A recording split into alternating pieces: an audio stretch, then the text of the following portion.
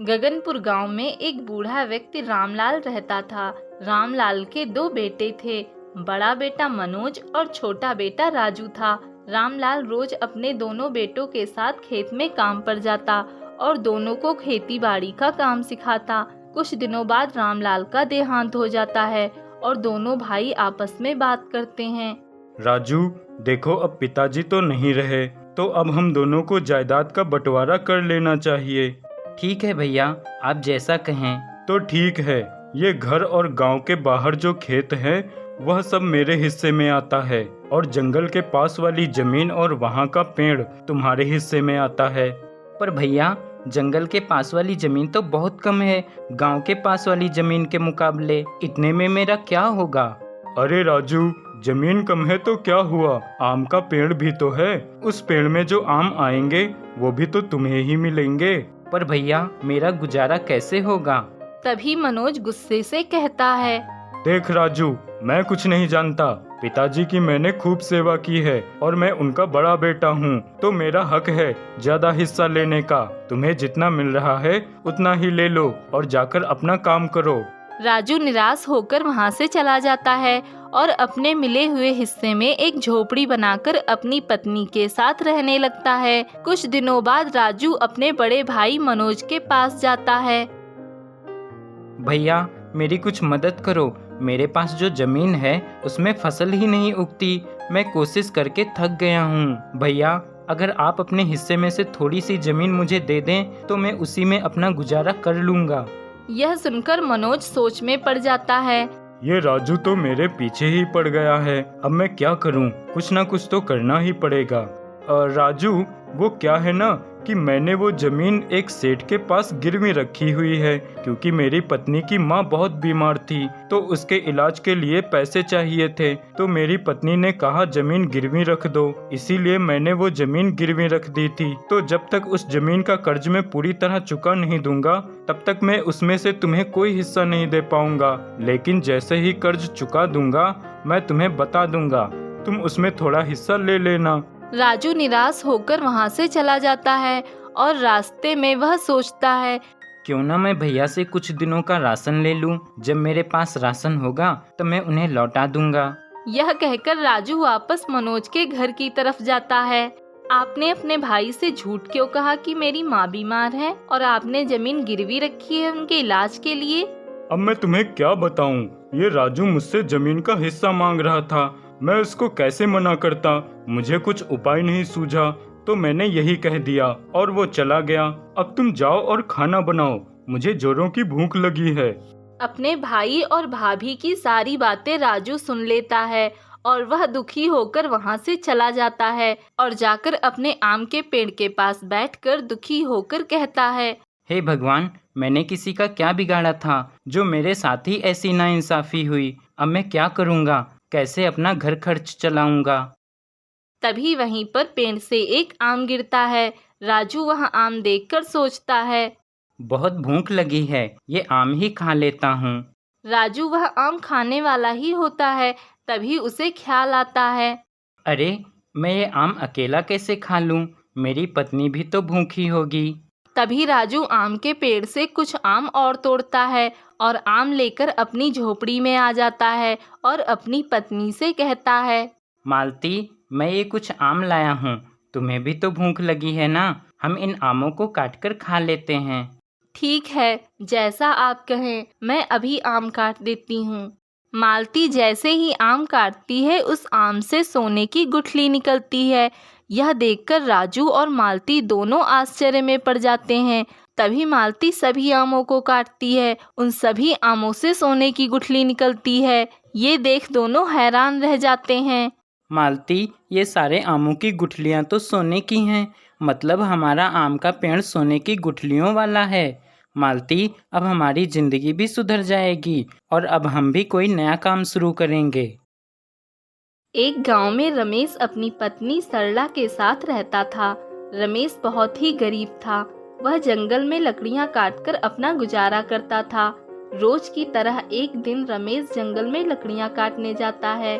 तभी जंगल में उसे एक हिरन पड़ी हुई दिखाई देती है।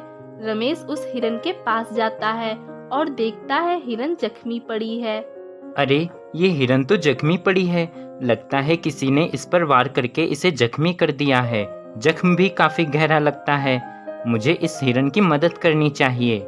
रमेश को उस हिरन पर दया आ जाती है और वह सोचता है, मैं एक काम करता हूँ, मैं इस हिरन को घर ले जाता हूँ। घर पे जो दवा रखी है उससे ये हिरन बिल्कुल ठीक हो जाएगी। ये सोचकर रमेश उस हिरन को घर ले आता है। अरे ये हिरन कहाँ से ले आए आप, और ये तो काफी जख्मी है। सरला, जब मैं जंगल में लकड़ियाँ काटने गया तो ये हिरन मुझे जख्मी हालत में पड़ी हुई मिली। मुझे इस पे दया आ गई तो मैं इसे घर ले आया। सरला, वो जो जख्म पर लगाने वाली दवा रखी है, अगर तुम वो दवा इसे लगा दोगी तो ये ठीक हो जाएगी। ठीक है, आप बिल्कुल परेशान ना हो, मैं इससे दवा लगा दूंगी और अच्छे से इसकी देखभाल करूंगी। जब ये पूरी तरह से ठीक हो जाएगी तब आप इसे जंगल में छोड़ आना। सरला उस हिरन के जख्म पर दवा लगाती है और उसकी अच्छे से देखभाल करती है। कुछ दिन में हिरन पूरी तरह से ठीक हो जाती है। एक दिन रमेश जंगल से बिना लकड़ियाँ काटे वापस आ जाता है। ये देख सरला कहती है, अरे क्या हुआ, आप खाली हाथ ही आ गए? आज आप लकड़ियाँ काट कर नहीं लाए? सरला, जंगल के सारे सूखे पेड़ कट चुके हैं, अब कोई सूखा पेड़ नहीं बचा और हरे पेड़ की लकड़ियाँ गीली होने के कारण कोई खरीदता नहीं, तो भला मैं गीली लकड़ियाँ काटकर क्या करता। पर हमारे घर में तो आज राशन का एक दाना भी नहीं है, तो क्या हमें आज भूखा ही रहना पड़ेगा? पता नहीं सरला, भगवान को क्या मंजूर है, हमारी ये गरीबी कब तक हमें सताएगी। आप कोई दूसरा काम क्यों नहीं ढूंढ लेते? सरला, दूसरा काम ढूंढने में काफी समय लगेगा, तब तक हम घर का खर्च कैसे चलाएंगे। पास में खड़ी हिरन उन दोनों की सारी बातें सुन रही थी। तभी हिरन बोलती है, तुम दोनों परेशान मत हो, मैं तुम दोनों को भूखा नहीं रहने दूंगी। हिरन के इतना कहते ही वहाँ पर 2 खाने की थालियाँ आ जाती हैं, जिसमें स्वादिष्ट पकवान होते हैं। ये देखकर रमेश और सरला दोनों हैरान हो जाते हैं। अरे ये कैसा चमत्कार है, हिरन तुम हमारी तरह कैसे बोल सकती हो। हाँ, मुझे भी कुछ समझ नहीं आ रहा, ये सब कैसे हो रहा है। तभी हिरन कहती है, रमेश, सरला, तुम दोनों बहुत अच्छे इंसान हो, तुमने मेरी इतनी सेवा की, मैं तुम दोनों से बहुत खुश हुई। मैं एक जादुई हिरन हूँ और तुम दोनों जो चाहो मुझसे मांग सकते हो।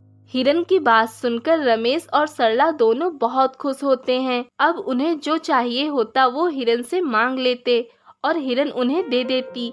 धीरे धीरे वे दोनों बहुत अमीर हो गए। एक दिन हिरन अपने जादू से सरला को सोने का कंगन देती है और यह सब सरला की पड़ोसन कामिनी देख लेती है और चुपके से उनकी बातें सुनती है। सरला, ये सोने के कंगन तुम्हारे लिए। हिरन, तुमने पहले ही मुझे इतना सब दे दिया है, अब इसकी क्या जरूरत है। हिरन, अगर तुम ना होती तो हम आज भी गरीबी में ही जी रहे होते। आज हमारे पास जो कुछ भी है वो सब तुम्हारी वजह से है। हिरन और सरला की बातें सुन कामिनी सोचती है, अच्छा तो ये बात है, इस सरला के पास ये जादुई हिरन है जिससे ये जो भी मांगती है उसे मिल जाता है। कामिनी जल्दी जल्दी वहाँ से अपने घर की ओर जाती है। कामिनी का पति महेश कामिनी को जल्दी जल्दी आते देख कहता है, अरे कामिनी, आराम से, इतनी जल्दी में क्यों हो? सुनिए, मुझे आपको एक बात बतानी है। आज मैंने सरला और रमेश के इतनी जल्दी अमीर हो जाने का राज पता कर लिया है। कामिनी महेश को जादुई हिरन के बारे में सारी बात बताती है, जिसे सुन महेश आश्चर्य से कहता है, क्या रमेश के पास जादुई हिरन है जिससे जो कुछ मांगो वो दे देती है? अच्छा, तो इसीलिए ये दोनों इतनी जल्दी इतने अमीर हो गए। तभी महेश को एक विचार आता है और महेश कामिनी से कहता है, कामिनी सुनो, मेरे पास एक विचार है। मैं बाजार से बिल्कुल रमेश के जैसी हिरन लाकर रात को चुपके से उसके घर छोड़ आऊंगा और उसकी जादुई हिरन को अपने घर ले आऊंगा। उसी रात महेश ऐसा ही करता है। महेश बाजार से खरीदी हुई हिरन को रमेश के घर पर छोड़कर उसकी जादुई हिरन को महेश अपने घर ले आता है। महेश और कामिनी बहुत खुश होते हैं, ये सोचकर कि अब वे भी बहुत अमीर हो जाएंगे। वाह वाह, आपने तो कमाल ही कर दिया। अब हमारे पास जादुई हिरन है। अब हम भी खूब अमीर हो जाएंगे। जल्दी से हिरन से खूब सारा सोना मांग लो। हाँ कामिनी, तुम बिल्कुल सही कह रही हो। जादुई हिरन, हमें खूब सारा सोना दो, जिससे हम रमेश से भी अधिक अमीर हो जाएं।